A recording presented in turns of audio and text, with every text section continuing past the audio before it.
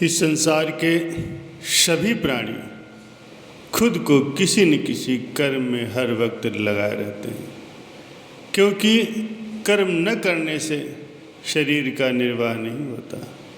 लेकिन सभी शरीरधारी जीवों में मनुष्य का ही एक शरीर ऐसा है जिसे भगवान ने विवेक प्रदान किया है।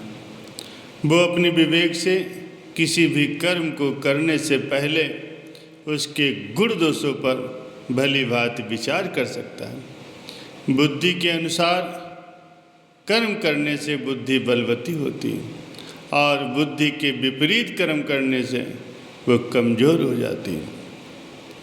इसीलिए विवेकवान पुरुष को चाहिए कि बुद्धि को धर्म के अनुसार चलने दे और कर्म को न्याय के अनुसार करें। बुद्धि और कर्म के बीच में इच्छा रहती है।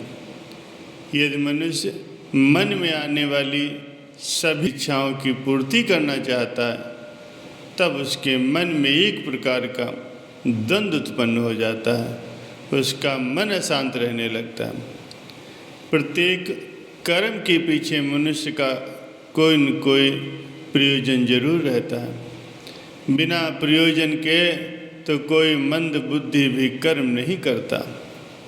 प्रयोजन शब्द मनुष्य के काम में उसके प्रवृत्त होने का कारण, उद्देश्य और उसके भाव को व्यक्त करता है। प्रत्येक मनुष्य जो कर्म करता है उसके पीछे उसका भाव होता है, और जैसा जिसका भाव होता है उसी के हिसाब से उसके कर्म का उसे फल प्राप्त होता है। अगर उस कर्म के पीछे उसके अपने स्वार्थ की कोई पूर्ति की कामना है, तब वो कर्म सकाम भाव द्वारा किया जाने वाला होता है और उसे कर्म के बंधन में डाल देता है। अगर कर्म के पीछे उसका कोई अपना स्वार्थ नहीं है, सेवा भाव में अपना कर्तव्य कर्म करना ही उसका प्रयोजन है, तब ऐसा कर्म निष्काम कर्म के तहत आकर उसके अंतःकरण की शुद्धि करने वाला कर्म बन जाता है। कर्म की गति बड़ी ही गहन होती है। भगवान श्री कृष्ण जी ने गीता में अर्जुन से कहा है कि यज्ञ के निमित्त किए जाने वाले कर्मों से अतिरिक्त दूसरे कर्मों में लगा हुआ मनुष्य कर्म बंधन से बंध जाता है। इसीलिए हे अर्जुन, तू आसक्ति से रहित होकर उस यज्ञ के निमित्त ही भली भांति प्रकार से कर्म कर और निस्वार्थ भाव से कोई भी कर्म हम करते हैं, तब उसके पीछे की जो भावना होती है वो हमारे अंदर एक शुभ या अशुभ संस्कार छोड़ जाती है।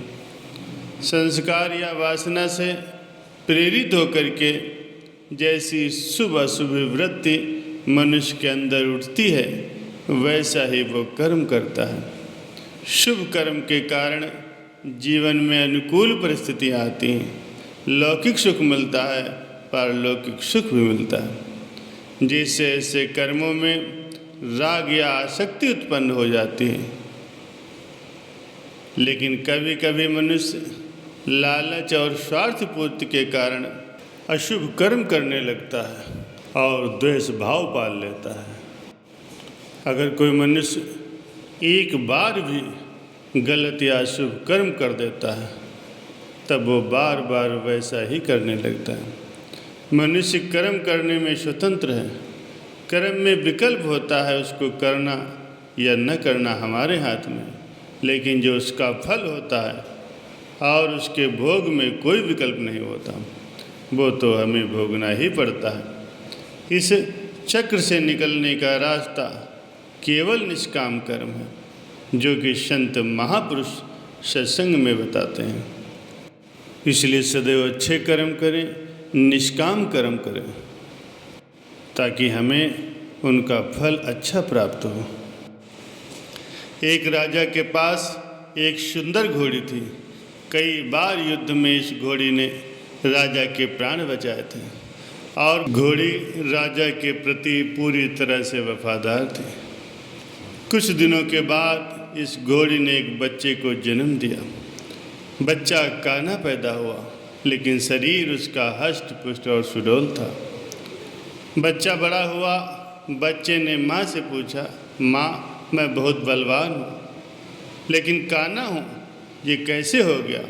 इस पर घोड़ी बोली, बेटा जब मैं गर्भवती थी तो पेट में था, तब राजा ने मेरे ऊपर सवारी करते समय मुझे कोड़ा मार दिया, जिसके कारण तू काना हो गया।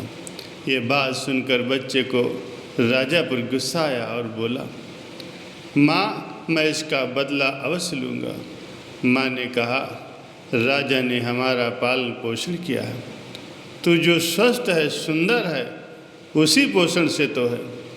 यदि राजा को एक बार गुस्सा आ गया तो इसका अर्थ ये नहीं कि हम उसे क्षति पहुँचाएं। इस पर उस बच्ची की समझ में कुछ नहीं आया। उसने मन ही मन राजा से बदला लेने की सोच ली और एक दिन ये मौका उस घोड़े को मिल गया। राजा उसे युद्ध पर ले गया। युद्ध लड़ते लड़ते राजा एक जगह घायल हो गया तो घोड़ा उसे तुरंत उठाकर वापस महल में ले आया। इस पर घोड़े को ताज्जुब हुआ। उसने माँ से पूछा, माँ आज राजा से बदला लेने का अच्छा मौका था, पर युद्ध के मैदान में बदला लेने का तो ख्याल ही नहीं आया और न ही मैं ले पाया। मन ने गवारा ही नहीं किया। इस पर घोड़ी हंस करके बोली, बेटा तेरे खून में तेरे संस्कार में धोखा है ही नहीं। तो जानबूझकर तो किसी को धोखा दे ही नहीं सकता।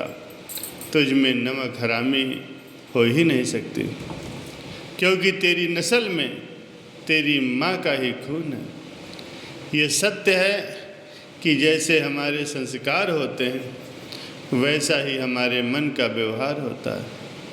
हमारे पारिवारिक संस्कार अवचेतन मन में गहरे बैठ जाते हैं। माता पिता जिस संस्कार के होते हैं उनके बच्चे भी उन्हीं संस्कारों को लेकर के पैदा होते हैं। प्यारे सज्जनों, हमारे कर्म ही हमारे संस्कार बनते हैं और संस्कार ही हमारे प्रारब्ध होते हैं।